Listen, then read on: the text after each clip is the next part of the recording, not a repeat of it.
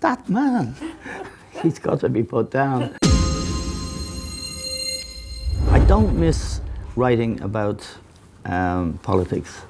I kind of miss writing about a lot of the creeps in public life that you can really take out. And when I was working in what's now Jean Kerrigan's slot in the Sunday Independent, there were people like Mary Robinson and many others who I did enjoy that because it was a dissenting voice.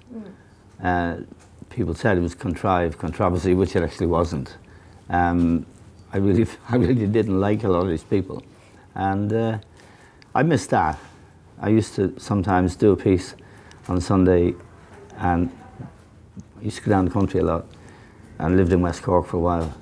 And I'd hear Marion's programme, and they'd all be screaming with indignation, that man, he's got to be put down. And I'd be sitting in the car laughing. So that kind of irritating what I termed official Ireland at the time, I enjoyed that.